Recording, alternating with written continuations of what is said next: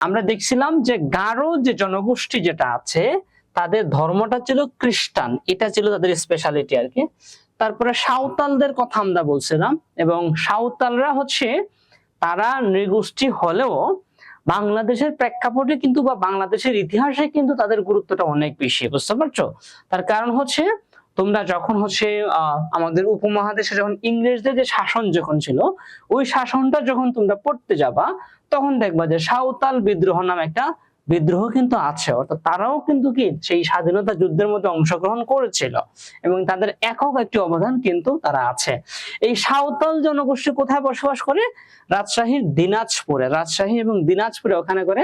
তাদের ধর্মটা ছিল প্রকৃতি উপাসক। প্রকৃতি উপাসক, প্রকৃতি উপাসক বলতে আসলে কি বোঝায়? প্রকৃতিকে দেবতা হিসাবে মানা, পূজা করাই প্রকৃতি উপাসনা।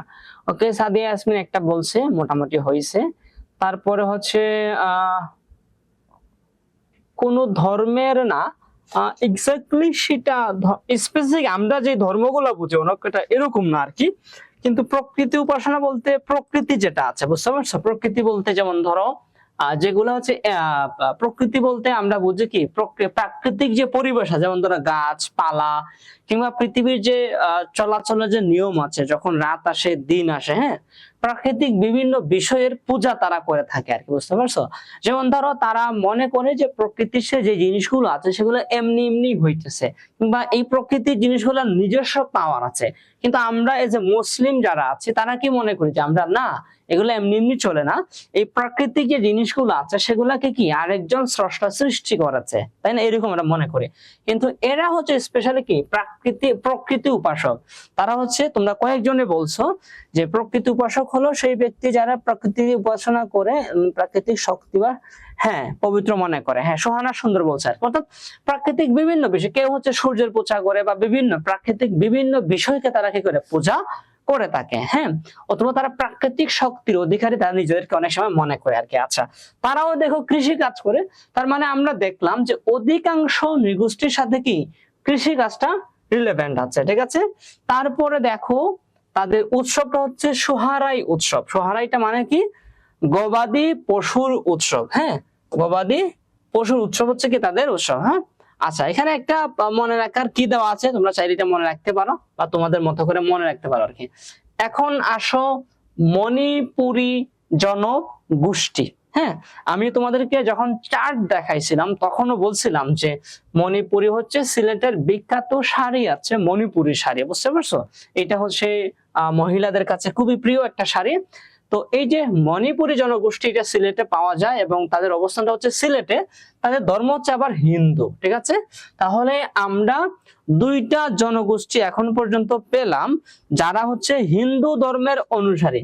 একটা হচ্ছে এই যে মণিপুরী, আরেকটা কি বলতো, আরেকটা কি আমরা উপজাতি পেয়ে আসছিলাম বা নৃগোষ্ঠী পেয়ে আসছিলাম যাদের ধর্ম ছিল হ্যাঁ, আরেকটা জাতি ছিল যারা হচ্ছে কি করতো, আরেকটা জাতি ছিল যারা হচ্ছে কি হিন্দু ধর্মের অনুসারী ছিল। এবং মণিপুরি যারা, তারাও কি কিসের অনুসারী? ত্রিপুরা, এক্স্যাক্টলি। হ্যাঁ, অনেকেই বলছো ত্রিপুরা, রুবাইয়া বলছে, তারপর হচ্ছে কে কে জানি বলছিল, অনেকজনই বলছো যে ত্রিপুরা। এই জাতি গোষ্ঠী কি করে? হিন্দু ধর্মের উপাসনা তারাও করছিল। ওকে, আচ্ছা, তাহলে এই মণিপুরি যারা আছে তারাও কি করে? আচ্ছা, তাদের সংস্কৃতি একটা আছে, মণিপুরি নৃত্য বা মণিপুরি ডান্স, একটা ডান্স আছে তাদের নিজস্ব একটা সংস্কৃতি, এবং তারা হচ্ছে তাদের এই ডান্সটা খুবই প্রসিদ্ধ আর কি, বুঝতে পারছো? আচ্ছা, তারপরে দেখো যে উৎসব, তাদের উৎসবটা কি? রাসলীলা উৎসব, বুঝতে পারছো? তাদের এক ধরনের উৎসব আছে, সেই উৎসব কি বলা হয়? রাসলীলা বলা হয় আর কি, ঠিক আছে? আচ্ছা, মণিপুরি মানেই হচ্ছে নাচ গান ও পোশাক। এটা হচ্ছে তাদের, আমরা মনে রাখার জন্য আর কি, যে আমরা বলছিলাম যে মণিপুরীদের শাড়ি আছে, বিখ্যাত শাড়ি আছে, এবং তারা খুব সুন্দর নাচতে পারে।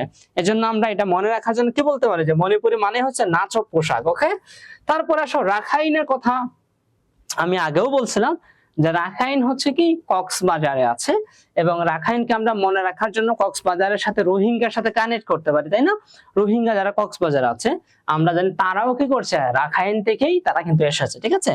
তাহলে এই যে কক্সবাজারের মধ্যে রাখাইন জনগোষ্ঠী কিংবা রাখাইন নৃগোষ্ঠী যারা আছে তারা কক্সবাজারে অবস্থান করে বসবাস করে, তাদের ধর্মটাও কি বৌদ্ধ ধর্ম, ঠিক আছে? বৌদ্ধ ধর্ম আমরা আরেকটা জাতিকে দেখছিলাম, চাকমা মারমাদের কি বৌদ্ধ ধর্ম দেখছিলাম, ঠিক আছে? আচ্ছা, তারপরে পেশা দেখো, তারা হচ্ছে জেলে ও ব্যবসা, মানে তারা হচ্ছে মাছের ব্যবসা করে, বুঝতে পারছো? তারা কিসের ব্যবসা করে? মাছের ব্যবসা কিন্তু তারা করে। আরেকটা মাছের ব্যবসা, জেলে মানে মাছ ধরে আর কি, হ্যাঁ। আর হচ্ছে ব্যবসা করে, সেটা মাছের ব্যবসা করে, অন্যান্য ব্যবসাও করে। আমরা দেখলাম যে দুইটা জাতি আছে, একটা হচ্ছে রাখাইন, তারাও বৌদ্ধ ধর্মের অনুসারী, আরেকটা জাতি আমরা দেখে আসছিলাম তারাও কি ছিল, বৌদ্ধ ধর্মের অনুসারী ছিল, নিশ্চয়ই তোমাদের মনে আছে। তারপরে তাদের উৎসবটা কি, থিঙ্গান জল উৎসব, থিঙ্গান জল উৎসব। এই যে জল উৎসবটা আমরা আরেকটা জাতির মধ্যেও কিন্তু দেখছিলাম। সব ঠিকঠাক আছে নাকি? স্টুডেন্টদের কাছে সাউন্ডটা লো ছিল, একজনে বলছিল। না ঠিক আছে, বুঝছেন না? ওকে, তাহলে এই যে দেখলাম তাদের উৎসবটা কি, থিঙ্গান জল উৎসব, হ্যাঁ। আরেকটা জাতিরও কিন্তু আমরা জল উৎসবটা দেখছিলাম, ওকে। তারপরে আসো আমরা মোটামুটি এই যে অধ্যায়টা ছিল আমাদের 8 নাম্বার অধ্যায়, নৃগোষ্ঠী যে অধ্যায় ছিল, এখন তো ঠিকঠাক শুনতে পাচ্ছ নিশ্চয়ই সবাই, তাই না? আচ্ছা, তোমাদের সমস্যা হলে আমাকে একটু জানাই আর কি, যে শুনতে সমস্যা হচ্ছে কিংবা দেখতে সমস্যা হচ্ছে, হ্যাঁ। আচ্ছা, দেখো যে এই যে 8 নাম্বার যে অধ্যায়টা আমরা বিভিন্ন নৃগোষ্ঠী নিয়ে অধ্যায়টা দেখলাম, এই অধ্যায়টা প্রায় আমাদের শেষের দিকে আসে। এখন আমরা আসবো যে সাংস্কৃতিক বৈচিত্র্য, হ্যাঁ, যে কি কি বৈচিত্র্য আছে। দেখো যে এদের বা যে আমরা 8টি নৃগোষ্ঠী এখানে যারা দেখলাম, কিংবা আমরা প্রথমে বলছিলাম যে বাংলাদেশে এর বাইরে আরো অনেক নৃগোষ্ঠী আছে, হ্যাঁ। আচ্ছা, ত্রিপুরার কথা বলছিলা, ওকে, ত্রিপুরার কথা অনেকেই বলছিলা, ঠিক আছে। না, এটা হচ্ছে বৌদ্ধ একটা আর বৌদ্ধ আরেকটা। বৌদ্ধ যেটা ওইটা হচ্ছে বৌদ্ধ, বুঝতে পারছো? বৌদ্ধ ধর্ম একটা আর বৌদ্ধ ধর্ম কিন্তু আরেকটা, বুঝছো? আচ্ছা, তাহলে সংস্কৃতির বৈচিত্র্য যেটা দেখো, যে প্রত্যেক নৃগোষ্ঠীর কি আছে, নিজস্ব পোশাক, ভাষা, নৃত্য, গান আছে। তাদের আবার হচ্ছে বাংলাদেশের ঐতিহ্য পর্যটনে গুরুত্বপূর্ণ ভূমিকা কিন্তু তারা রাখে। আমাদের যতগুলো পর্যটন কেন্দ্র আছে বা পিকনিক স্পট যেগুলো আছে বা টুরিস্ট স্পট যেগুলো, তোমরা যেখানে ঘুরতে যাও, পিকনিকে যাও, ওগুলো অধিকাংশ দেখবা কি এদের আশপাশে কিন্তু আছে, বুঝতে পারছো? তার মানে হচ্ছে কি তারা আমাদের ইতিহাস, ঐতিহ্য এবং পর্যটন ক্ষেত্রে গুরুত্বপূর্ণ ভূমিকা কিন্তু তারা রাখতেছে। একই সাথে তাদের যে সংস্কৃতি আছে সেটা আমাদের জাতীয় ঐক্যের প্রতীক। অর্থাৎ তোমরা দেখবা যে বাংলাদেশে আমরা তো প্রধান মুসলিম প্রধান দেশ, তাই না? কিন্তু মুসলিম প্রধান দেশ হইলেও আমাদের সেকেন্ড জাতি যদি বলি তাহলে হিন্দুদেরকে আমরা বলতে পারি, এর বাহিরে খ্রিস্টানও আছে। কিন্তু এগুলার বাহিরে হচ্ছে এই ছোট ছোট এক পরিবার, দুই পরিবার বা কয়েকটা পরিবার, একটা গোষ্ঠী, এরকম অনেকগুলো জাতি কিন্তু আছে। তাহলে সবাইকে নিয়ে কি আমরা মূলত বাংলাদেশি মনে করি কিন্তু, এবং এরাও কিন্তু কি সবাই নিজেদেরকে বাংলাদেশি মনে করে। যদিও রিসেন্টলি হচ্ছে দেখবা যে পাহাড়ে অনেক ধরনের আন্দোলন হচ্ছে, যারা হচ্ছে বিপদগামী হচ্ছে কিংবা হচ্ছে পার্শ্ববর্তী দেশ হচ্ছে অনেককেই হচ্ছে তাদেরকে, তাহলে অনেক সময় এই সমস্যাগুলো হচ্ছে কিন্তু বেসিক্যালি সবাই মিলে হচ্ছে আমরা বাংলাদেশী হিসাবে কি করে সবাইকে মনে করে। তো সেক্ষেত্রে তাদের যে সংস্কৃতি আছে, এই সংস্কৃতি হচ্ছে কি আমাদের জাতীয় ঐক্যের প্রতীক। আমরা মুসলিম, হিন্দু, বৌদ্ধ, খ্রিস্টান এবং বিভিন্ন নৃগোষ্ঠী সবাই মিলে আমরা কি সবাই বাংলাদেশী, এটা হচ্ছে মূলত আমাদের জাতীয় ঐক্যের প্রতীক আমরা বলতে পারি, ঠিক আছে? এটাও নিশ্চয়ই তোমরা হয়তো দেখতে অসুবিধা হইতে পারে, আমি তোমাদেরকে একটু বলে দিব না আর কি, হ্যাঁ। এদের হচ্ছে বিভিন্ন ভাষাগুলো আছে, হ্যাঁ, ভাষাগুলো হচ্ছে এদের এখানে অনেকগুলো আছে। তোমরা দেখো যে এরা হচ্ছে এই যে আমাদের যে ভাষাটা আছে, যে ভাষাগুলো আমরা বেসিক্যালি ব্যবহার করি সচরাচর, বিশেষ করে গ্রামীণ কিছু ভাষা আছে, এই ভাষাগুলোর ক্ষেত্রে এই নৃগোষ্ঠীগুলোর কিন্তু অনেকগুলো অবদান আছে। যেমন ধরো ঢেকি, ঢেকি শব্দটা নিশ্চয়ই তোমরা শুনেছো, গ্রামে যারা আছো। ঢেকি হচ্ছে, এখন তো আমরা মেশিন দিয়ে হচ্ছে ধান থেকে চাল বানাই, তাই না? কিন্তু ঢেকি এক সময় ছিল, ঢেকি দিয়ে কি করা হইতো, এই যে দেখো যে ধান ভাঙার হাতিয়ার। ঢেকিকে তোমরা কেউ দেখছো? কেউ একটু বলো তো, তোমরা গ্রামে যারা আছো হয়তো দেখতেও পারো, এটা খুবই রেয়ার একটা বা কি বলা চলে ওকে, তুমি তাহলে দেখছো সোহানা হচ্ছে ডেকি দেখছে বলছিল। আচ্ছা হ্যাঁ, ডেকি একরকম হচ্ছে যন্ত্র আছে যেটা হচ্ছে পা দিয়ে হচ্ছে ধাক্কা দিয়ে হচ্ছে কি করতে হয়? ধান ভাঙতে হয়। এবং এই যে ঢেকি শব্দটা, এটা কারা উৎপন্ন করছে বা কারা কি ব্যবহার করছে? এটা হচ্ছে চাকমাদের থেকে আমাদের ঢেকি শব্দটা এসে। কোলা, কোলা তো সবাই ছিল তাই না? এই যে কোলা শব্দটা, এই শব্দটা কি? এই যে ধান ভাঙার পরে এটাকে পরিষ্কার করতে হয় না, এরকম এরকম করে। এই যে কোলা যেটা আছে ধান পরিষ্কার করার উপকরণ, সেটা কার? সাঁওতালদের হচ্ছে উপকরণ। সাঁওতালদের থেকে এই শব্দটি কিন্তু এসেছে আমাদের এখানে। তারপর হচ্ছে বইটা, বইটা তো চিনেন, লগি বইটা, যারা নৌকা হচ্ছে চড়তে খুব পছন্দ করো তাদের দেখবা যে বইটা আছে, এরকম একটা বাসা কাঠের টুকরা আছে খুব সুন্দর করে, এই কাঠের টুকরা দিয়ে কি নৌকাকে বাওয়া হয়। তাহলে এই যে বইটা যেটা নৌকা চালানোর যন্ত্র, এটা হচ্ছে রাখাইনদের থেকে এসেছে। ওকে, তারপরে দেখো পণ, পণ হচ্ছে বিয়ের উপহার যেটা, হ্যাঁ পণ ধরে না অনেকে বিয়ের জন্য উপহার দেওয়া, এগুলো মূলত গারোদের থেকে এসেছে, হ্যাঁ বিয়ের উপহারটা। তারপর হচ্ছে গুলমাল, আমরা বলি না গুলমাল করছে, বিশৃঙ্খলা করছে, এটা হচ্ছে পাহাড়ি ভাষা, বুঝছো? গুলমালটা কোথাকার ভাষা? পাহাড়ি ভাষা। তাহলে আমরা যদি দেখি, ওভারঅল যদি দেখি যে চাকমাদের হচ্ছে নিজস্ব ভাষা আছে, নিজস্ব ধর্ম আছে, নিজস্ব উৎসব আছে, এর পাশাপাশি তারা হচ্ছে আমাদের বাঙালিরা যে শব্দগুলো ব্যবহার করি, অনেক শব্দ আবিষ্কার করার ক্ষেত্রে তাদের অবদান কিন্তু রয়েছে এখানে, ঠিক আছে? এগুলো আমরা এখানে দেখতে পেলাম। ওকে, আচ্ছা তারপরে আসো আমরা যদি আরো সামনে যাই, আমাদের এই অধ্যায় হচ্ছে শেষ হয়ে গেছে। হ্যাঁ, আমাদের যে অষ্টম অধ্যায় যেটা ছিল এটা কিন্তু এখানেই শেষ হয়ে গেছে। আমরা হচ্ছে একটু ব্রেক নিব, ব্রেক নিয়ে হচ্ছে পরের অধ্যায়ে যাব। এখন আমি তোমাদের অনেকগুলা প্রশ্ন দেখছিলাম, হ্যাঁ আচ্ছা আচ্ছা, অনেকেই হচ্ছে অনেক উত্তর রেসপন্স করতেছো। বাংলাদেশে কত ধরনের হচ্ছে নৃগোষ্ঠী আছে? আমরা দেখছিলাম 50 ধরনের। হ্যাঁ, আমি বলার আগেও বলে দিছে তাকে। আচ্ছা, তারপরে প্রশ্ন হচ্ছে আমরা আজকে, হ্যাঁ 50টিরও বেশি, ঠিক আছে। নাইট উইং, বাবা তোমার নাম কি? নাইট উইং কেন? অরিজিনাল নামটা তোমার কি একটু জানাও তো। আচ্ছা, তারপরে হচ্ছে আমরা 50টিরও বেশি কি দেখলাম? নৃগোষ্ঠী দেখলাম। ওকে, কিন্তু আমরা আজকে কয়টা আলোচনা করছি? আচ্ছা, কয়টি আলোচনা করছি? কয়টা নৃগোষ্ঠী নিয়ে আমরা আলোচনা করছি? রাখাইনটা আরেকবার, রাখাইন হচ্ছে একটা নৃগোষ্ঠী, তারা হচ্ছে কক্সবাজারে বসবাস করে আর কি, বুঝছো? রাখাইনটা যে আমরা আরেকবার দেখার কথা বলছি একজনে, রাখাইনটা হয় যে রাখাইন, হ্যাঁ এটা হচ্ছে রাখাইন। তারা কোথায় বসবাস? কক্সবাজারে। হ্যাঁ, তাদের ধর্ম হচ্ছে বেদুন, তারা হচ্ছে জেলে, জেলে ব্যবসাগুলা করে আর কি, ঠিক আছে? তাহলে চলো আমরা এই অষ্টম অধ্যায়টা দেখে ফেললাম। এখন আমরা যাব হচ্ছে তোমাদের দশম অধ্যায়ে। এই দশম অধ্যায়ে বাংলাদেশের জনসংখ্যা এবং উন্নয়ন আছে। হ্যাঁ, দশম অধ্যায়ের আলোচ্য বিষয়গুলো এখানে আছে। আমি হচ্ছে জাস্ট মূল পয়েন্ট গুলা হচ্ছে তোমাদেরকে দেখায় যাব। শুরুতে বলি, হ্যাঁ বাংলাদেশের জনসংখ্যা এবং উন্নয়ন, জনসংখ্যা এবং উন্নয়নের মধ্যে এক ধরনের খুবই শক্ত একটা সম্পর্ক আছে, বুঝতে পারছো?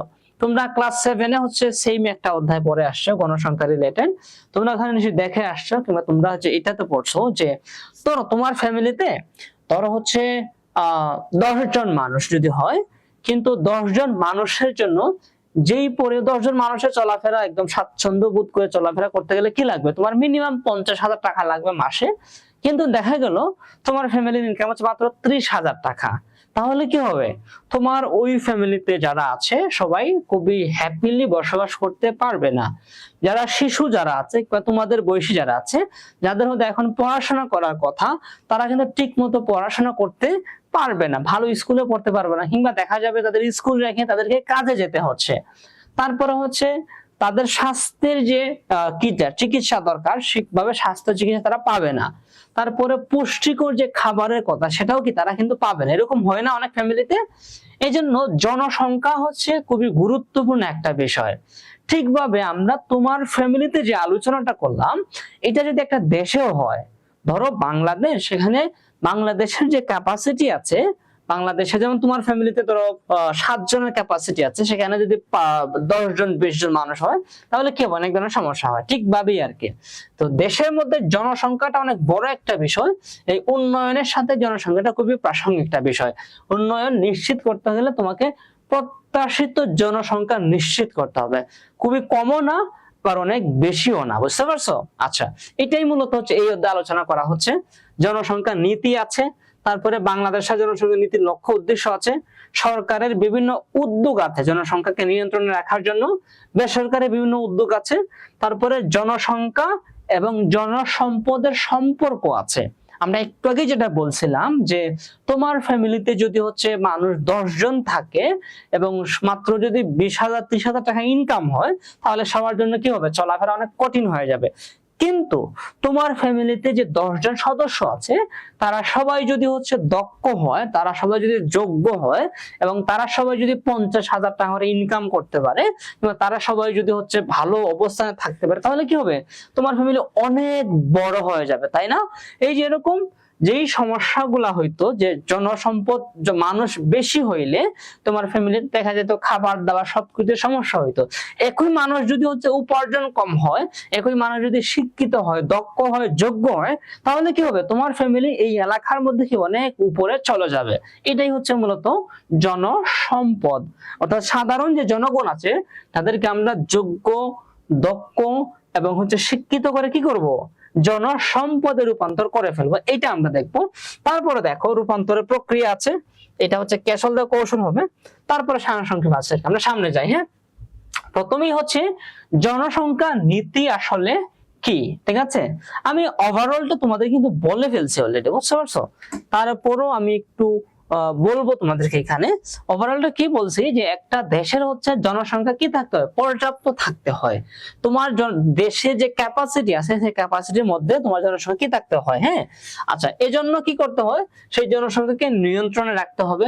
জনসংখ্যা যেন খুব বেশি কমও না হয়, আবার খুব বেশিও না হয়, এটাকে স্থিতিশীল রাখতে হবে। এই জন্য যে একটা নীতি করা হয় সেটাই কি জনসংখ্যা নীতি। এখানে কি বলছে দেখো, যে একটি রাষ্ট্রের দেখো কি বলছি, যে একটি রাষ্ট্রের জনসংখ্যা নিয়ন্ত্রণ, তারপরে কি স্থিতিশীলতা, তারপরে কি উন্নয়ন নিশ্চিত করার লক্ষ্যে গৃহীত নীতি ও কর্মসূচিকে জনসংখ্যা নীতি বলা হয়। বুঝতে পারছো? তোমার দেশের জনসংখ্যাকে নিয়ন্ত্রণ করা, স্থিতিশীল রাখা, ঠিক আছে? হুট করে সবাইকে মেরে ফেলা, কাউকেই তো মেরে ফেলা যাবে না, মানে হুট করে জনসংখ্যা অনেক কমায় ফেলা বা হুট করে জনসংখ্যা অনেক বেড়ে যাবে, এরকম না হয়। একটা ধারাবাহিকতা বজায় রাখা, একটা স্থিতিশীল অবস্থা বজায় রাখা, এবং কি করা, এবং ধারাবাহিক উন্নতিটা নিশ্চিত করার জন্য কি করতে হয়, বিভিন্ন কর্মসূচি গ্রহণ করতে হয় এবং বিভিন্ন নীতি গ্রহণ করতে হয়। এটাকে আমরা কি বলছি, জনসংখ্যা নীতি কিন্তু বলছে এখানে। ক্লিয়ার? এটার একটা উদ্দেশ্য আছে। কি কি উদ্দেশ্য দেখো, যে জনসংখ্যা যেন কি হয় না, অনিয়ন্ত্রিত বৃদ্ধি হয় না, এটাকে যেন রোধ করা হয়। তারপরে মানসম্মত স্বাস্থ্য এবং শিক্ষা যেন নিশ্চিত করা যায়, ঠিক আছে? তোমার ফ্যামিলিতে যত টাকার ইনকাম হচ্ছে, সেই ইনকাম দিয়ে তোমার ফ্যামিলিতে যে সদস্যজন আছে তাদের জন্য পর্যাপ্ত চিকিৎসা দেওয়া যায়, তাদের জন্য পর্যাপ্ত শিক্ষা দেওয়া যায়, এই বিষয়গুলো যেন কি করা যায়, নিশ্চিত করা যায়, ঠিক আছে? তারপরও দক্ষ মানব সম্পদ তৈরি করা, এটাও কি অনেক গুরুত্বপূর্ণ একটা উদ্দেশ্য। এই তিনটা উদ্দেশ্যকে সামনে রেখে কি করা হয়, জনসংখ্যা নীতিমালা করা হয়, ঠিক আছে? বুঝাইতে পারছি? কয়টা উদ্দেশ্যকে সামনে রেখে, তিনটা উদ্দেশ্যকে সামনে রেখে কি করা হয়, জনসংখ্যা নীতি করা হয় কিন্তু। ওকে, আচ্ছা, তারপরে দেখো আমরা যাব আরো সামনে। আমরা আরো সামনে যদি যাই, দেখো, আচ্ছা, তারপরে আমরা আরো সামনে যাব। দেখো, জনসংখ্যা নীতি আমরা দেখলাম, এখন আমরা দেখবো যে বাংলাদেশের ক্ষেত্রে জনসংখ্যা নীতি যেটা আছে সেটা লক্ষ্যটা কি।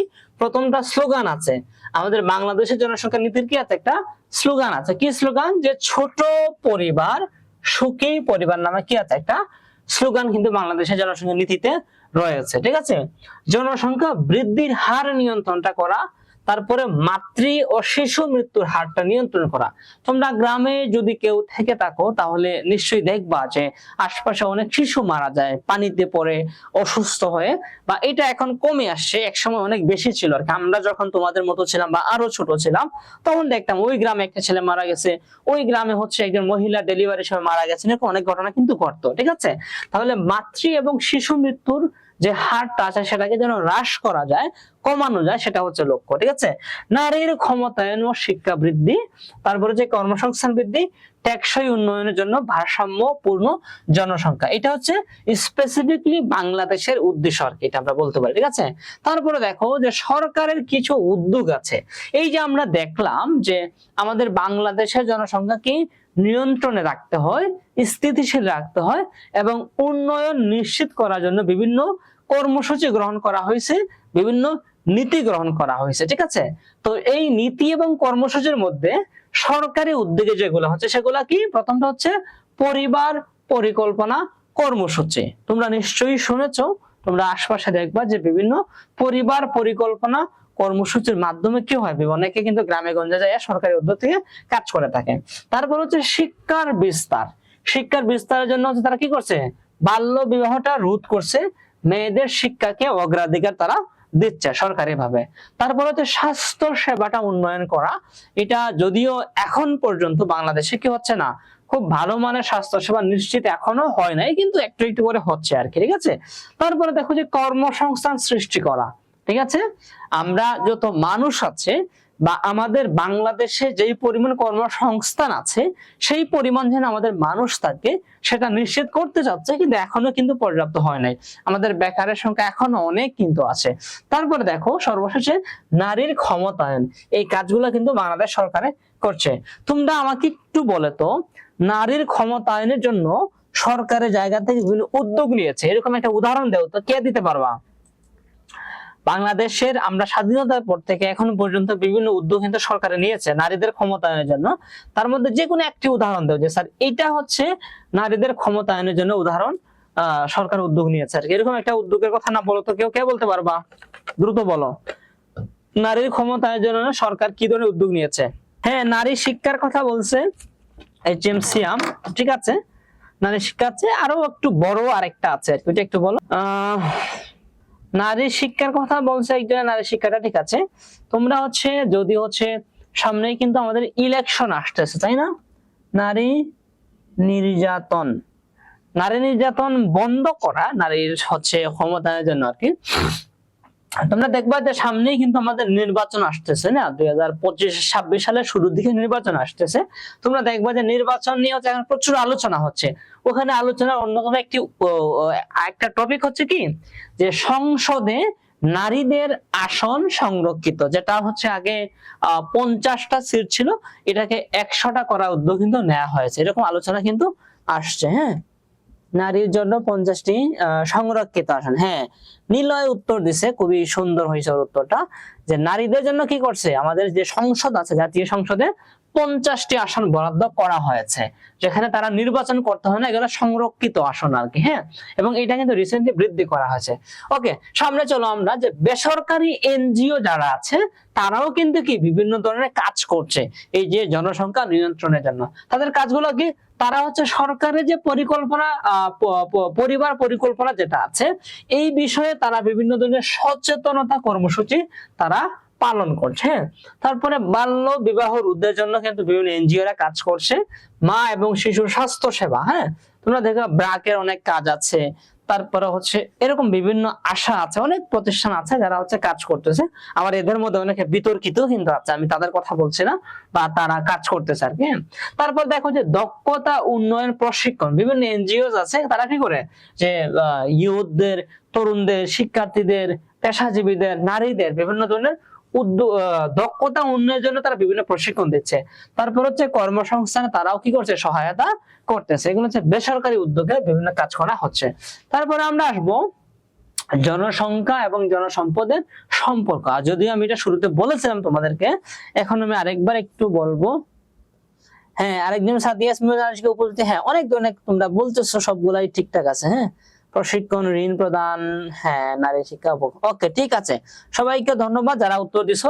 নারীদেরকে কিভাবে ক্ষমতায়ন করা হচ্ছে, হ্যাঁ তোমরা কেউ কেউ উপবৃত্তির কথা বলছো, শিক্ষার কথা বলছো, বিভিন্ন স্পেশালাইজ কোর্সের কথা বলছো, প্রশিক্ষণের কথা বলছো, সবাই সবকিছু ঠিকঠাক আছে। হ্যাঁ, তারপর দেখো যে জনসংখ্যা ও জনসম্পদের সম্পর্ক, এটা যদি আমরা একটু দেখি যে জনসংখ্যা অসম্পদ। হ্যাঁ, এটাকে আমরা কিভাবে ব্যবহার করব, যদি সঠিকভাবে ব্যবহার করা হয় তাহলে কি হবে, যে শিক্ষিত, দক্ষ ও কর্মক্ষম জনশক্তি জাতীয় উন্নয়নের মূল চালিকা শক্তি।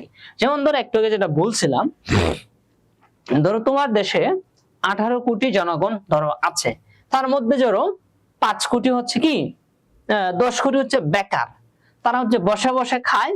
10 কোটি যদি বেকার হয় তাহলে মাত্র 8 কোটি কাজ করছে, তাই না? তাহলে এই 8 কোটি কাজ করে 8 কোটির উপরে বাকি 10 কোটি বসে বসে খায়, তাহলে কি হবে, দেশটা অনেক নিচে নামবে না, দেশের অবস্থা খুবই খারাপ হবে।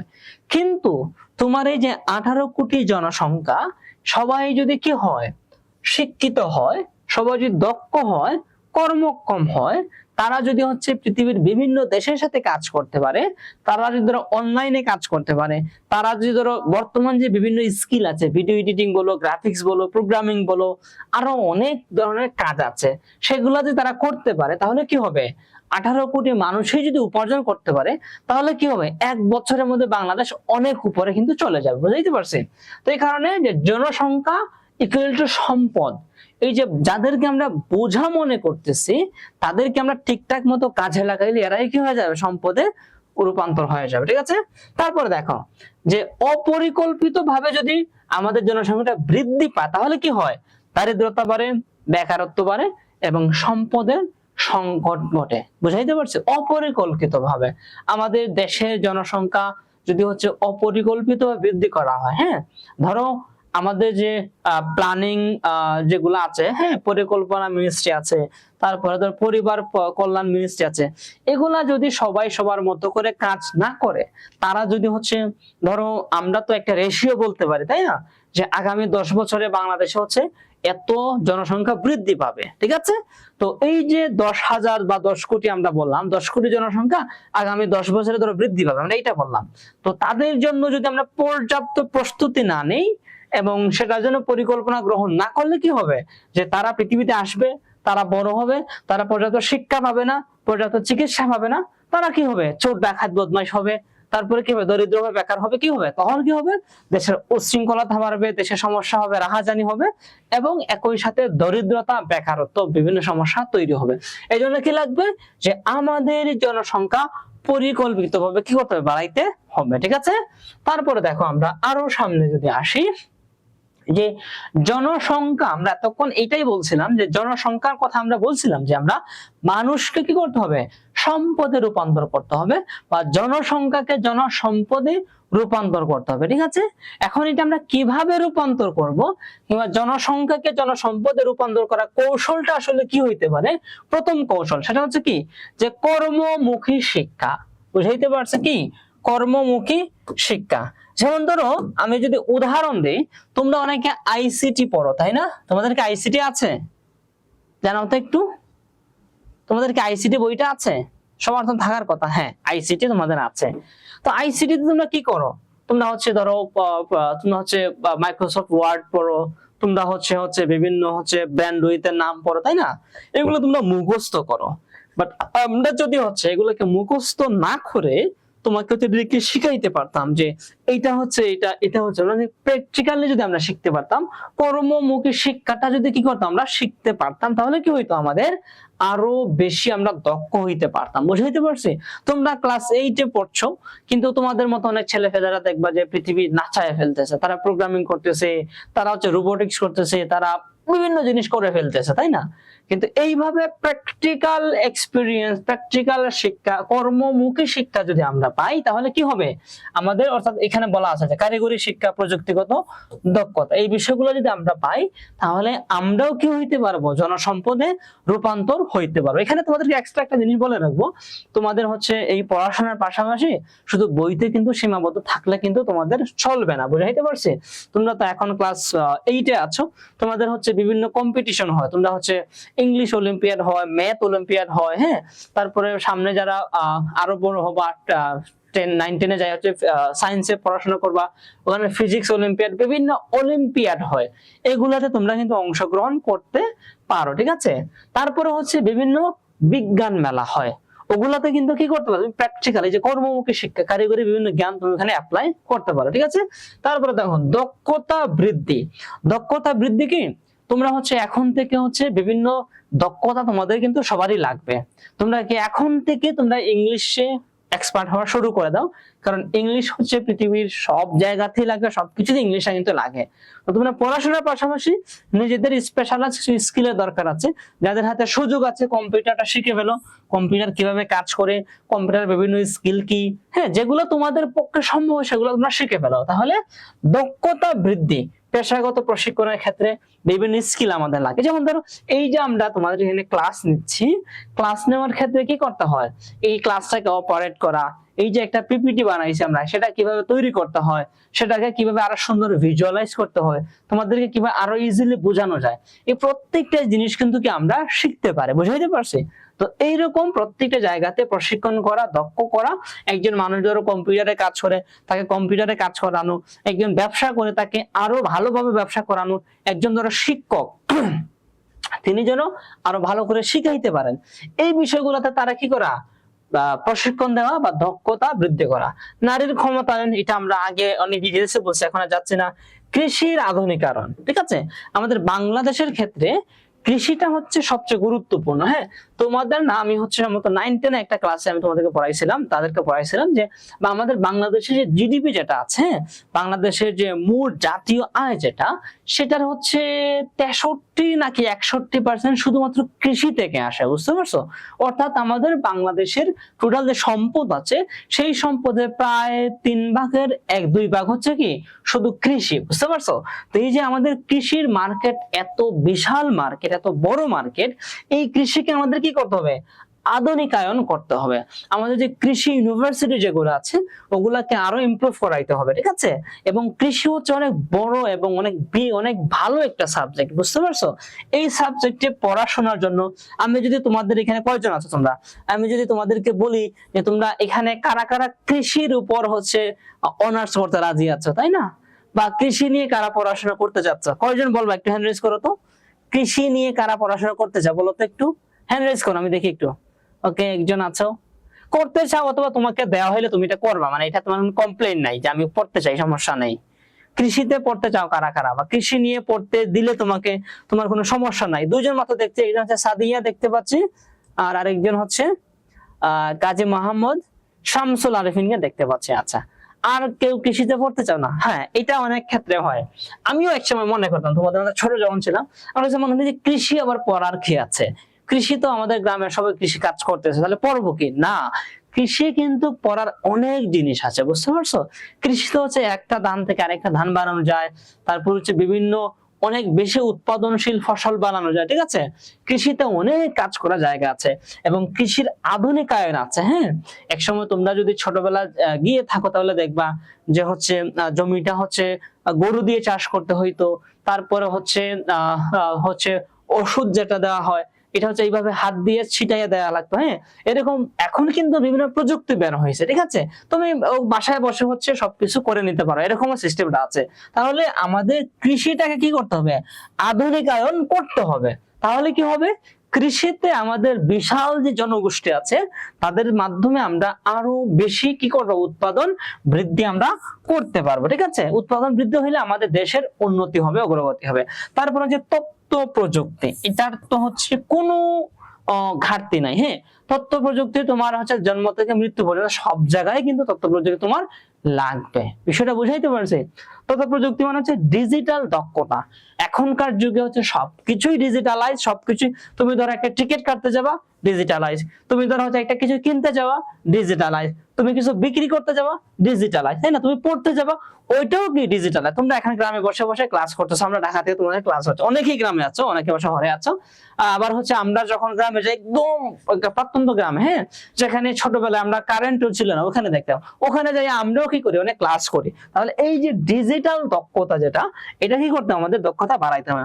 তারপর হচ্ছে ক্ষুদ্র শিল্প। হ্যাঁ, আমাদের বাংলাদেশের ছোট ছোট অনেক শিল্প আছে, গ্রামে গঞ্জে মেয়েরা, চাচিরা, বোনেরা বা বাবারা, ছোট ছোট অনেক শিল্প আছে। হ্যাঁ, এগুলাকে আমাদের কি করতে হবে, এগুলাকে আরো ইমপ্রুভ করতে হবে। তাহলে কি হবে, আমাদের নতুন নতুন উদ্যোক্তা সৃষ্টি হবে। উদ্যোক্তা মানে বোঝো, যারা হচ্ছে চাকরি না করে তারা হচ্ছে একটা উদ্যোগ গ্রহণ করছে, যেমন ধরো হচ্ছে একজন একটা ব্যবসা দিয়েছে, তার ব্যবসাতে হচ্ছে আরো 3 জন কর্মচারী নিয়োগ দিয়েছে, এই ধরনের মানুষদের কি বলা হয়? উদ্যোক্তা বলা হয়। তাহলে আমরা যদি এই কৌশলগুলো অবলম্বন করি, এই কৌশলগুলো যে অবলম্বন করি, কর্মমুখী শিক্ষা, দক্ষতা বৃদ্ধি, নারীর ক্ষমতায়ন, কৃষির আধুনিকায়ন, তথ্য প্রযুক্তি এবং ক্ষুদ্র শিল্প, এগুলা যদি আমরা কি করি, গ্রহণ করি, তাহলে কি হবে? আমাদের জনসংখ্যাকে আমরা জনসম্পদে রূপান্তর করতে কিন্তু ইজিলি পারবো। ক্লিয়ার সবাই? ঠিক আছে, বোর হইলে যাওয়া জানাইবা, ঠিক আছে? আমি অফ করে দেবো বা দ্রুত শেষ করে দেবো, ঠিক আছে? কিন্তু বসে থাকবা না সবাই, চলছে, ঠিক আছে? তারপরে চলো আমরা আরো সামনে আসলাম, যে জনসংখ্যা, না এটা তো না, এদিকে আমরা যাব। ওকে, আমাদের এই অধ্যায়টাও শেষ। আমাদের যে 10ম অধ্যায় যেটা ছিল জনসংখ্যা ও উন্নয়ন, এটাও প্রায় শেষ। আমরা একটা ছোট ওভারভিউ যদি দেখি, একটা আমরা চোখ বন্ধ করে আমরা যদি ওভারভিউটা দেখতে যাই, তাহলে কি আছে? প্রথম হচ্ছে জনসংখ্যা নীতি। জনসংখ্যা নীতিতে কি হয়? লক্ষ্য হচ্ছে জন্মহার নিয়ন্ত্রণ, স্বাস্থ্যসেবা, শিক্ষা ও কর্মসংস্থান। কি ওরা? ঠিক আছে। উদ্যোগটা কি?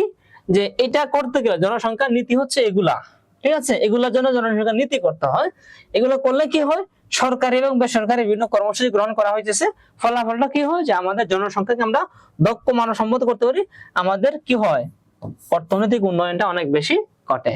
এই যে একটা সার্কেল আছে, আমরা এইটুকু বুঝলে আমরা পুরো অধ্যায়ের ধারাবাহিকতাটাকে কি করতে পারি? আমরা মনে রাখতে পারি, ঠিক আছে? আচ্ছা, চলো এখন আমাকে একটু বলো। আমি তোমার উত্তর দেখছি না, আমি তো উত্তর দেখি বাবা, সবারটাই দেখি, কিন্তু নাম বলতে পারি না আর কি তোমাদের, বুঝছো? আমি প্রত্যেকেরটাই কিন্তু দেখি, এমন না যে আমি দেখতে পাচ্ছি না, আমি সবারটাই দেখি, কিন্তু হচ্ছে আমি একসাথে বলে দেই আর কি, ঠিক আছে? আমি সাদিয়ারটা দেখছি, আমি হচ্ছে ওই যে অনেক লম্বা নাম ছিল, শাহ মোহাম্মদ কি জানি, তোমার কাজী মোহাম্মদ হচ্ছে শামসুল আরফিন, তোমারটা সবসময় দেখতেছি, তাকিয়ারটা সবারটাই আমি দেখতেছি, হ্যাঁ, এমন না, নিলয়, সবারগুলো আমি দেখতেছি, হ্যাঁ। সোহানা অত লিপনি নিছে অনেক আগেই, আমি সবার গুলাই দেখতেছি, হ্যাঁ, এমন না যে দেখতেছি না। ওকে, শেখ জাবির ইবনে আমিন, সে বোর ফিল করতেছে। আচ্ছা, বোর ফিল তো তুমি একা করো না বাবা, অনেকেই করতেছে, অনেক লম্বা হয়ে যাচ্ছে তো এজন্য আর কি, হ্যাঁ। আচ্ছা, আমরা দ্রুত শেষ করা ট্রাই করবো পরের ক্লাসটা, হ্যাঁ, পরের ক্লাসটা আরো শর্ট হবে, আমরা দ্রুত শেষ করে দেবো, হ্যাঁ। এখন বাজে হচ্ছে 7টা 19 বাজে, আমরা ইনশাল্লাহ 7টা 35-এর মধ্যে শেষ করার ট্রাই করবো আর কি, ঠিক আছে? আর একটু ধৈর্য ধরে থাকো স্যারের সাথে, 7টা 35-এর মধ্যে শেষ করবো ইনশাল্লাহ। আশা করি 35-এর মধ্যেই আমাদের শেষ হয়ে যাবে, ঠিক আছে?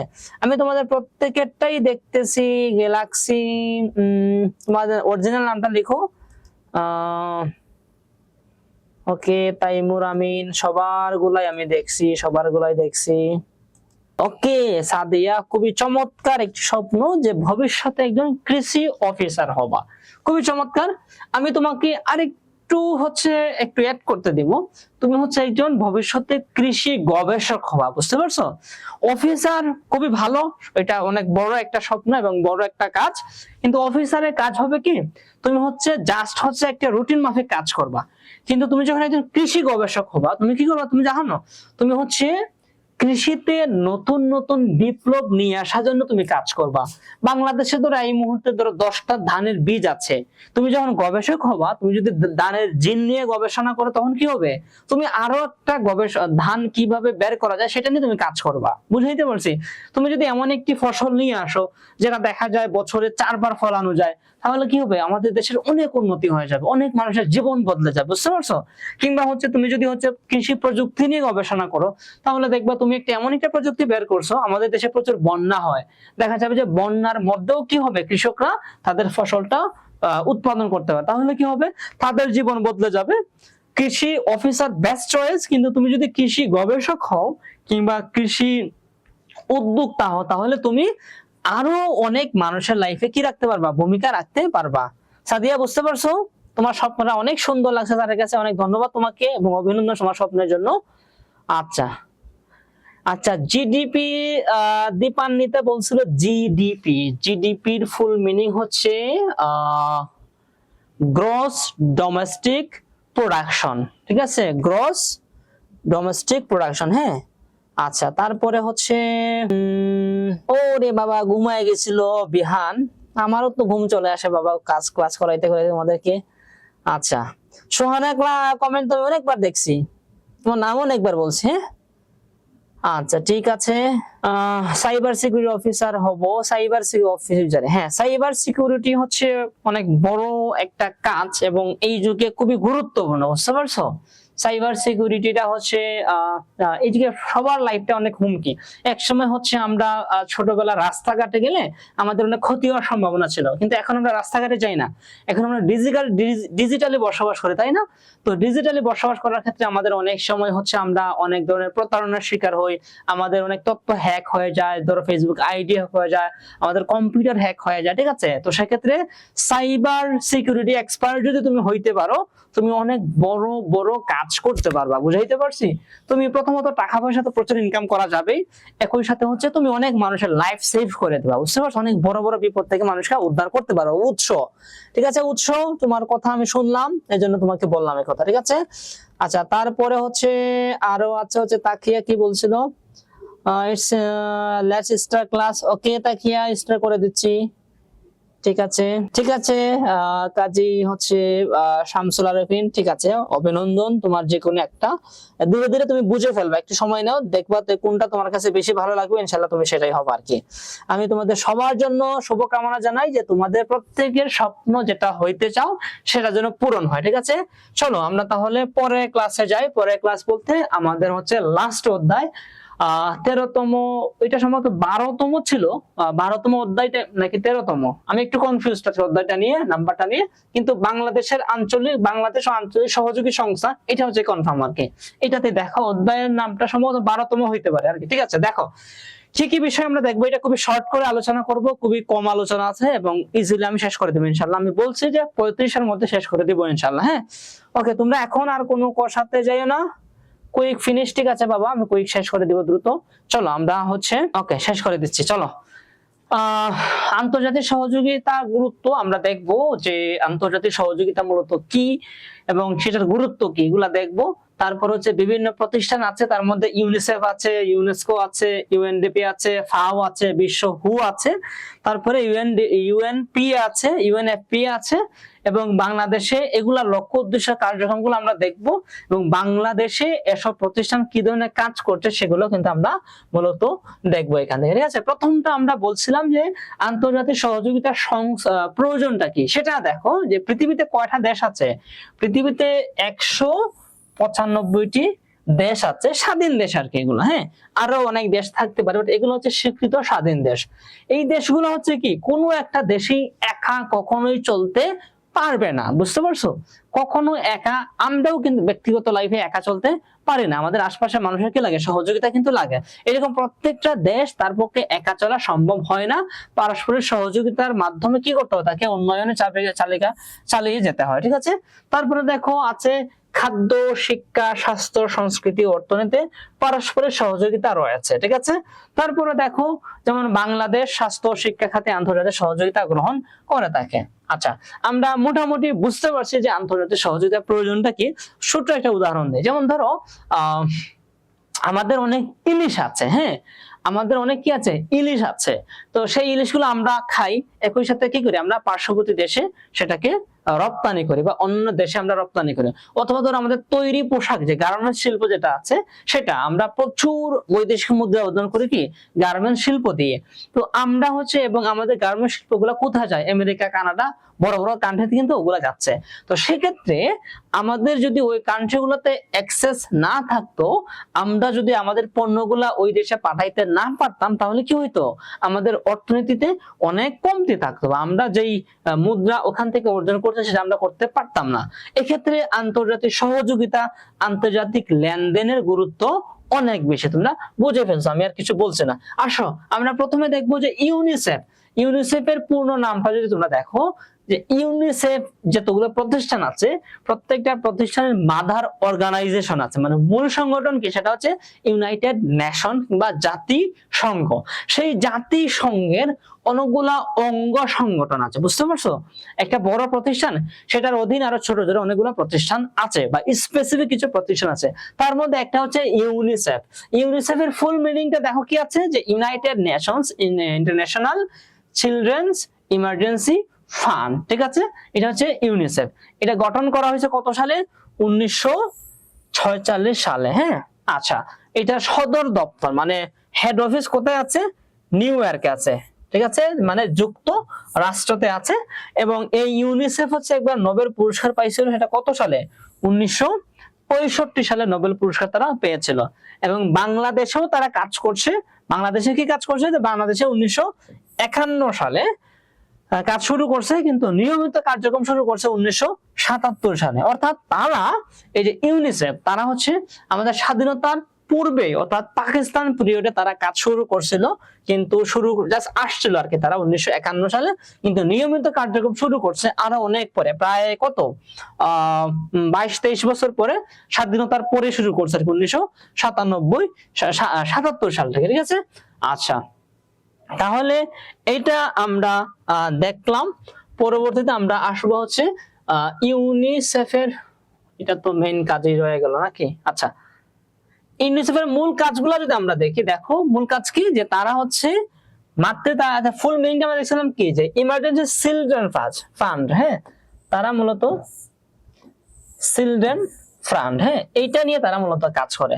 তারা মূলত বেশি ফোকাস করে মাতৃ এবং শিশু স্বাস্থ্য সেবাতে, তারপরে পুষ্টি ও টিকাদানে তারা গুরুত্ব দেয়, তারপরে শিক্ষা এবং নারী উন্নয়নে তারা গুরুত্ব দিচ্ছে। তাদের মূল কাজ হচ্ছে এটা, শিশু, নারী এবং পুষ্টিকর খাবার যেটা সেটা, এবং নারীদের উন্নয়ন, এই 3-4টা কাজ মূলত তারা করে থাকে, ঠিক আছে। বাংলাদেশের ভূমিকা দেখো, তারা আমাদের শিশুদের টিকাদান যে কর্মসূচি আছে সেটা কি মূলত তাদের ওখান থেকে শুরু হয়েছে, বা তারা এখানে অনেক বড় ভূমিকা রাখছে, ঠিক আছে। তারপরে মেয়েদের শিক্ষা ও পুষ্টিকর উন্নয়ন। হ্যাঁ, আমাদের বাংলাদেশের মেয়েদের অগ্রগতির জন্য তাদের অনেক স্পেশাল প্রোগ্রাম আছে। তোমরা হচ্ছে যেটা করবা, যারা ফেসবুক ইউজ করো, ইউনিসেফের হচ্ছে ফেসবুক পেজ আছে, ওখানে যাবা, যাই দেখবা যে বাংলাদেশে তারা কি কি কাজ করতেছে, আরো ডিটেইলসে দেখতে পারো, ঠিক আছে। তারপরে আসো ইউনেস্কোর উপরে। হ্যাঁ, ইউনেস্কোটা হচ্ছে যে international united nation educational scientific and cultural organisation, ঠিক আছে। এটাও জাতিসংঘের একটা অর্গানাইজেশন, ইউনেস্কো। হ্যাঁ, ইউনেস্কো তারা মূলত শিক্ষা নিয়ে কাজ করে, সায়েন্স নিয়ে কাজ করে এবং সংস্কৃতি নিয়ে তারা মূলত কাজ করে। এই 3টা জায়গাতে তাদের কাজের জায়গা। আর ইউনিসেফের জায়গাটা কি ছিল?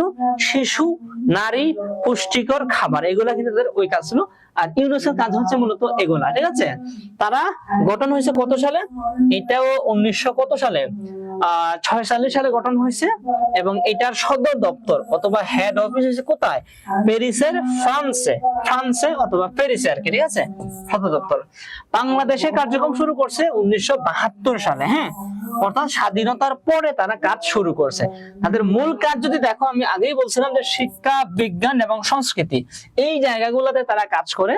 এবং আমাদের যে আন্তর্জাতিক মাতৃভাষা দিবস যেটা, অর্থাৎ 21শে ফেব্রুয়ারি যেটা আমাদের মাতৃভাষা দিবস, এটাকে তারা কি করছিল? আন্তর্জাতিক মাতৃভাষা দিবস হিসেবে ঘোষণা করেছে। তারপর হচ্ছে তারা এর বাহিরে আরো কাজ করে, কি করছে? সংস্কৃতি সংরক্ষণ করছে। বাংলাদেশের সুন্দরবন, 60 গম্বুজ মসজিদ, পাহাড়পুর, হ্যাঁ, এগুলাকে তারা সংরক্ষণ করছে। তারা আরেকটা ভূমিকা রাখতেছে নিরক্ষরতা দূরীকরণ এবং বিজ্ঞান শিক্ষা উন্নয়নের ক্ষেত্রে বাংলাদেশে কাজ করতেছে। নিরক্ষরতা দূরীকরণ মানে বুঝো, মানে প্রত্যেকটা মানুষকে তারা হচ্ছে সাক্ষরতা যেটা অথবা সর্বনিম্ন শিক্ষা যেটা, এটা তারা কি বাধ্যতামূলক করে দিয়েছে।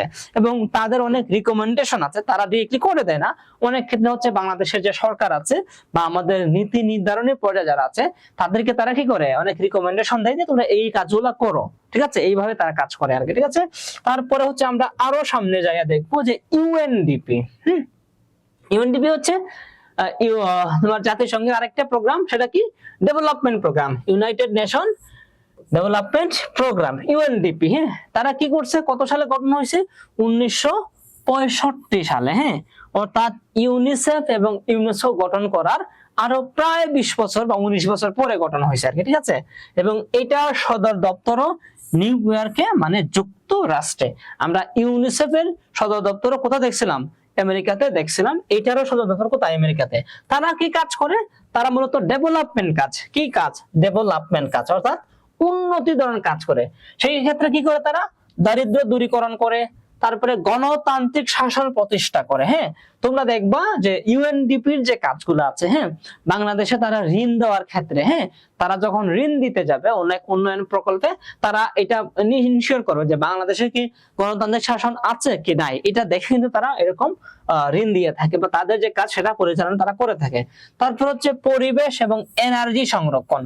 পরিবেশ তোমরা বুঝো, আমাদের গাছপালা বা পাহাড় যেগুলো আছে, যেগুলোর কারণে হচ্ছে তোমরা দেখবা যে এখন অনেক সময় অনাকাঙ্ক্ষিত প্রচুর বৃষ্টি হয়, অনেক ঝড় হয়, কিংবা এখন সামনে শীতের দিন চলে আসে, তারপর গত কয়েক সপ্তাহ ধরে প্রচুর রোদ হচ্ছে, তাই না, প্রচুর গরম হচ্ছে। এই যে তাপমাত্রার উলট পালট অবস্থা, এটা কি কারণে হয়েছে? এই পরিবেশের কারণে কিন্তু হয়েছে, বুঝতে পারছো? তাহলে আমাদের পরিবেশ এবং এনার্জি এগুলাকে সংরক্ষণ করার জন্য কি করে ইউএনডিপি কাজ করে থাকে। তারপরে নারী ক্ষমতায়ন, এটা নিয়ে মোটামুটি সবাই কাজ করে। হ্যাঁ, বাংলাদেশে দেখো তারা গ্রামীণ দারিদ্র্য এবং সুশাসন ও পরিবেশের উন্নয়ন তারা নিয়ে কাজ করতেছে আর কি, ঠিক আছে। তারপরে আমরা আসবো ফাও। ফাওটা হচ্ছে ফুড এন্ড এগ্রিকালচার অর্গানাইজেশন, সংক্ষেপ হচ্ছে কি ফাও। ওকে, আচ্ছা, ফাওটা কত সালে প্রতিষ্ঠিত হয়েছে? 1945 সালে। হ্যাঁ, অর্থাৎ ইউনেস্কো এবং ইউনিসেফ ওটা হয়েছিল 46 সালে, এটা হয়েছে 45 সালে। তার মানে আরো 1 বছর আগে ফাওটা প্রতিষ্ঠিত হয়েছিল। এটা সদর দপ্তর অথবা মেইন অফিস বা হেড অফিস কোথায়? ইতালিতে, ঠিক আছে, ইতালির রোমে হচ্ছে এটা সদর দপ্তর। এবং ফাও এর সদস্য দেশ কয়টা? 194টা। আমরা শুরুতে দেখছিলাম যে পৃথিবীতে 195টি দেশ আছে, তার মধ্যে 194টি দেশই কি ফাও এর অন্তর্ভুক্ত। কোন একটা দেশ আছে যেটা ফাও এর সদস্য এখনো হয় নাই, ঠিক আছে, সেটার নাম এক্স্যাক্টলি এখন আমারও মনে নাই, তোমরা চাইলে দেখে নিতে পারো আর কি, ঠিক আছে। আচ্ছা, ফাও এর প্রধান উদ্দেশ্য কি? এই যে সাদিয়া কে বলছিল কৃষি অফিসার হইতে চাও, তোমার অনেক বড় একটা কাজের জায়গা হচ্ছে ফাও, বুঝতে পারছো? তুমি যদি অনেক লার্জ স্কেলে কাজ করতে চাও বা পৃথিবীব্যাপী কাজ করতে চাও, আন্তর্জাতিকভাবে কাজ করতে চাও, তাহলে ফাও কে তুমি এখন থেকে ফলো করতে পারো, ঠিক আছে। ফাও এর বিভিন্ন আঞ্চলিক কাজ আছে, এবং তুমি যদি খুবই অ্যাডভান্স হইতে চাও তাহলে এখন থেকে ওদের অনেক স্টুডেন্ট ইভেন্ট আছে, ওগুলোতে ইনভলভ হইতে পারো, ঠিক আছে। ফাও এই যে এটা লিখে তুমি সার্চ করে পেয়ে যাবা। আচ্ছা, তারপরে হচ্ছে এদের মূল লক্ষ্যটা কি? তারা হচ্ছে ক্ষুধা এবং অপুষ্টি দূর করে, কৃষি উৎপাদন বৃদ্ধি করে, খাদ্য নিরাপত্তা, স্বাস্থ্য ব্যবস্থা করে তোলে। হ্যাঁ, এই যে তোমরা দেখবা যে আমার হচ্ছে কি বলে ফরমালিন। হ্যাঁ, আমার বাসায় কয়েকদিন ধরে হচ্ছে আপেল আছে, তো দেখলাম যে সপ্তাহ হয়ে যাচ্ছে আপেলটা যেমনে একদম তাজা রয়ে গেছে, বুঝতে পারছো? অর্থাৎ এটাকে খুব বাজে ফরমালিন তারা ইউজ করছে, একদম তরতাজা রেখে দিচ্ছে। তো এই যে আমরা খাবারগুলো খাচ্ছি, খায়া কি এই খাবারগুলো কি না আমাদের জন্য নিরাপদ না, এগুলো আমাদের স্বাস্থ্যের জন্য হুমকি স্বরূপ, বুঝাইতে পারছি? অসাধু ব্যবসায়ীরা তারা হচ্ছে এই খাদ্যের নিরাপত্তা ধ্বংস করে দিচ্ছে। তো এই যে ফাও আছে, তারা হচ্ছে খাদ্যের নিরাপত্তা নিয়ে কাজ করছে। বাংলাদেশের ক্ষেত্রে তারা কৃষি উন্নয়নে পরামর্শ দিচ্ছে, প্রযুক্তি সহায়তা দিচ্ছে, তারপরে খাদ্য সংকট মোকাবিলাতে তারা অনেক গুরুত্বপূর্ণ ভূমিকা রাখছে। ওকে, তারপরে আমরা একদম শেষের দিকে চলে আসছি, হুতে আসছি। হুটা হচ্ছে ওয়ার্ল্ড হেলথ অর্গানাইজেশন, ঠিক আছে, মানে বিশ্ব স্বাস্থ্য সংস্থা বলা হয়, ঠিক আছে। তারা কত সালে প্রতিষ্ঠিত হয়েছিল? 1948 সালে। হ্যাঁ, 1948 সালে। তোমরা এই অর্গানাইজেশন গুলো দেখবা অনেকে 1947, 48, 45 এই সময়টাতে গঠন করা হয়েছিল। তোমরা যদি হচ্ছে পৃথিবীতে বড় বড় দুইটা যুদ্ধ হয়েছিল, যেটাকে প্রথম বিশ্বযুদ্ধ আছে এবং দ্বিতীয় বিশ্বযুদ্ধ আছে, ওগুলোর ইতিহাস যদি তোমরা পড়ো তাহলে দেখবা যে এগুলো বন্ধ হয়েছিল কাছাকাছি সময়ে আর কি, বুঝতে পারছো?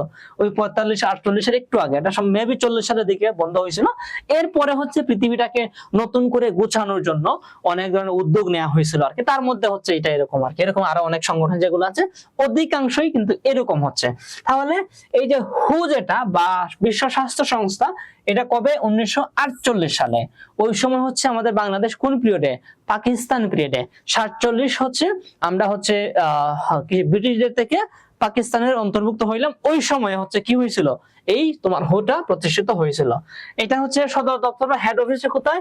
সুইজারল্যান্ডের জেনেভাতে অবস্থিত, ঠিক আছে, সুইজারল্যান্ডের জেনেভাতে অবস্থিত। এবং আমি সাদিকা যেটা বলছিলাম বা আরো যারা আছে এরকম আন্তর্জাতিক সংস্থা যারা কাজ করতে চাও, তাদের কিন্তু সুইজারল্যান্ডে যাওয়ার দরকার নেই, তারা পুরো পৃথিবীব্যাপী কাজ করতেছে।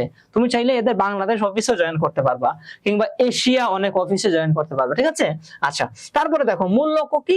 তারা হচ্ছে বিশ্বব্যাপী স্বাস্থ্য সেবা নিশ্চিত করছে পুরো পৃথিবী জুড়ে, ঠিক আছে। আচ্ছা, তারপরে রোগ প্রতিরোধ এবং স্বাস্থ্য উন্নয়ন।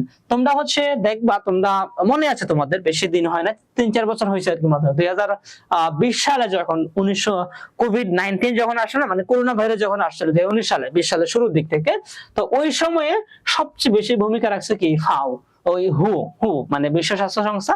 এরা হচ্ছে করোনার ভ্যাকসিন নিয়ে কথা বলছে, প্রচুর কাজ করছে। তারপরে হচ্ছে করোনার সময় কি কি কাজ করা উচিত, কি কি সচেতনতামূলক অনেক কাজ করছে। তারপরে হচ্ছে বিভিন্ন রাষ্ট্রের সাথে সহযোগিতা করছে, মূলত কি ফাও।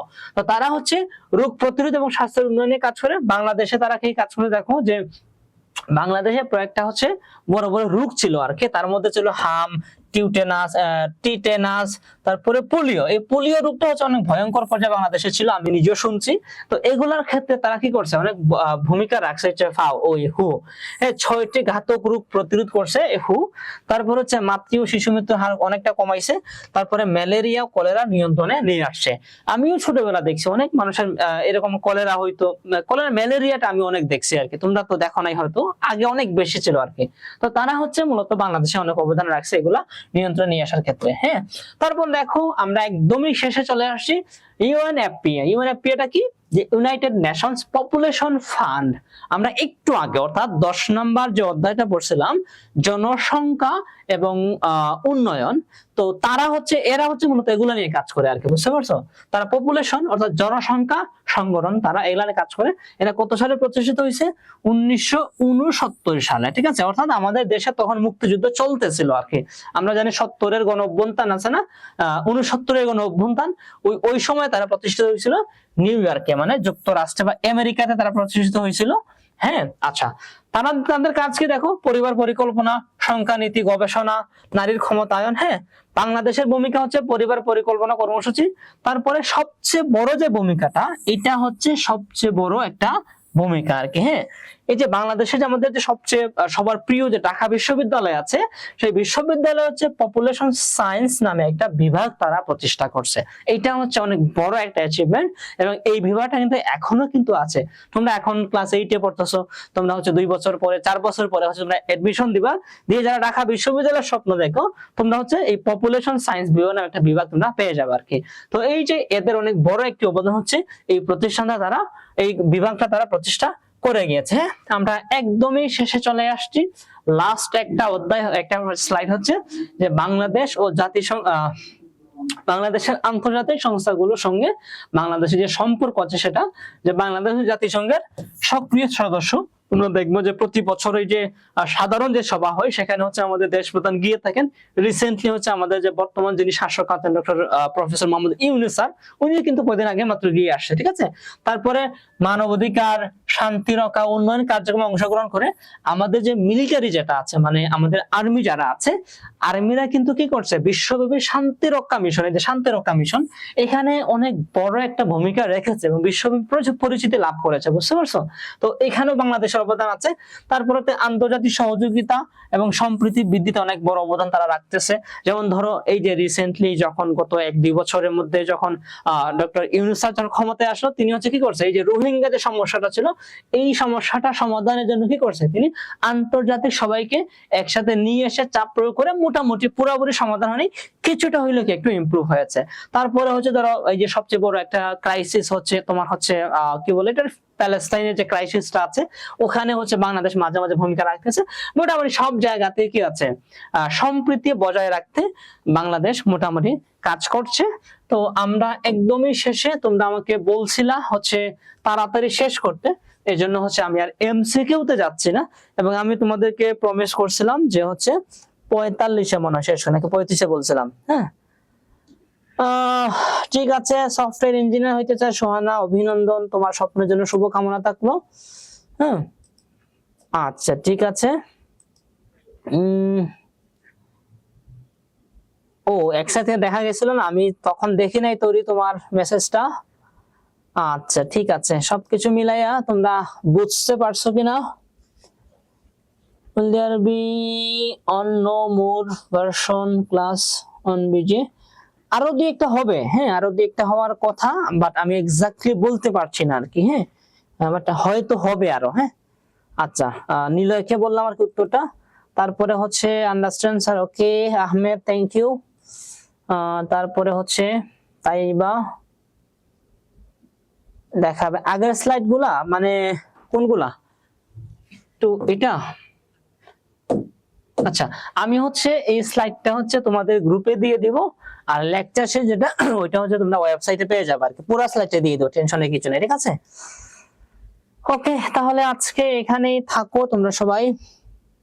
আহমেদ না আহরাম, ও সরি বাবা, সরি, আচ্ছা ঠিক আছে, আরহাম, আচ্ছা আরহাম, ঠিক আছে, থ্যাংক ইউ, তোমার নামটা আমি জেনে নিলাম। স্যার সোহানা কি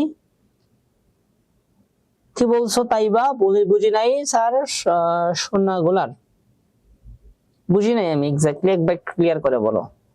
আচ্ছা কখন হবে ওইটা আমি এক্স্যাক্টলি বলতে পারবো না নিলয়, কারণ হচ্ছে রুটিন গুলা তো আর আমি বানাই না, বুঝছো, এটা তোমাদেরকে জানিয়ে দেওয়া হবে। হ্যাঁ, টেনশনে কিছু নেই। তাহলে হচ্ছে আমরা অনেক লম্বা ক্লাস করলাম আজকে, 6টা থেকে শুরু করে 7টা কত 40-45 হয়ে গেছে, প্রায় 2 ঘন্টার মতো। তো মাঝখানে একটু সমস্যা হয়ে গেছিল, তার জন্য তোমাদের কাছে আবারও হচ্ছে দুঃখিত আর কি, টেকনিক্যাল ইস্যুর কারণে ছিল। আচ্ছা তারপর হচ্ছে এখানে কিছু এমসিকিউ আছে, হ্যাঁ এগুলো আমি জাস্ট একবার একটু দেখায় নেই, তোমরা হচ্ছে দেখে নিও, জাস্ট এমসিকিউ দেখা হচ্ছে। হ্যাঁ,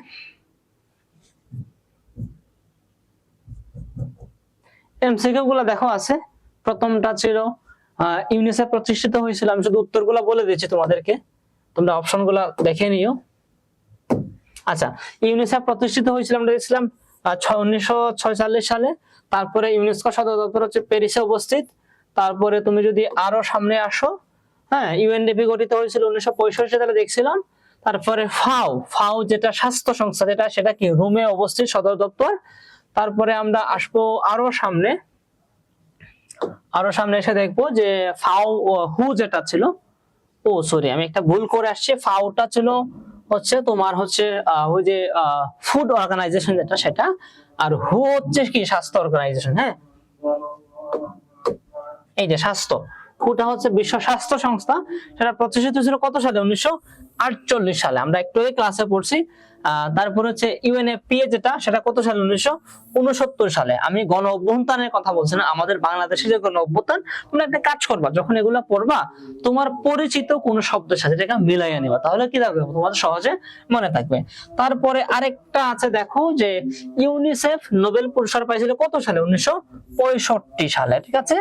আচ্ছা, তারপরে বাংলাদেশে ইউনেস্কোর সদস্য হয় কত সালে, 1972 সালে। হ্যাঁ, স্বাধীনতার পরেই হচ্ছে ইউনেস্কোর সদস্য হয়েছিল, এবং মেবি 1992 সালের দিকে হচ্ছে আমাদের যে মাতৃভাষা ছিল, সেই মাতৃভাষাকে তারা আন্তর্জাতিক মাতৃভাষা স্বীকৃতি দিয়েছিল, মেবি 92 বা কাছাকাছি হবে, আমি শিওর না আর কি। আচ্ছা, তারপরে আসো হচ্ছে আমাদের লাস্ট প্রশ্ন দুইটা আছে। বিশ্ব স্বাস্থ্য সংস্থার মূল উদ্দেশ্য হচ্ছে সর্বোচ্চ স্বাস্থ্য সুবিধা নিশ্চিত করা, এটা তাদের মূল উদ্দেশ্য বা মূল লক্ষ্য। আর ইউএনএফপিএ যেটা পপুলেশন ফান্ড, যেটা সেটা কি করে পরিবার পরিকল্পনা নিয়ে তারা কাজ করে। এই হচ্ছে 10টা এমসিকিউ তোমাদের এখানে ছিল। আমি হচ্ছে লেকচার শিট আর অনেকগুলো এমসিকিউ দেওয়ার ট্রাই করব। তাহলে আজকে আমরা এখানেই শেষ করি, ঠিক আছে। তোমরা ভালো থাকো, তোমাদের অনেকেই তোমাদের স্বপ্নের কথাগুলো জানাইছো, আমি দোয়া করি, শুভকামনা জানাই তোমাদের স্বপ্নের জন্য। আর লাস্ট সাজেশন যেটা, সেটা হচ্ছে সবাই হচ্ছে শুধু পড়াশোনার মধ্যে সীমাবদ্ধ থাকবা না, অবশ্যই রেজাল্টটা ইম্পর্টেন্ট। রেজাল্ট করার পাশাপাশি তোমরা নিশ্চয়ই সবাই ফোন ব্যবহার করো, ফোনে হচ্ছে অনেক আন্তর্জাতিক বিষয়গুলো জানা যায়।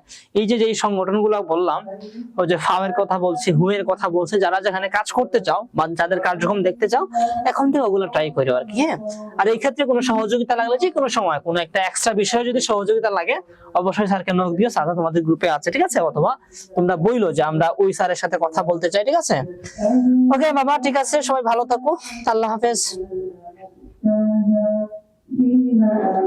বিজিএস ক্লাস, হ্যাঁ বিজিএস ক্লাস আই থিঙ্ক আমার মাধ্যমেই হবে হয়তো সবগুলো আর কি, আশা করি বিজিএস ক্লাস হলে আমিই নিব আর কি।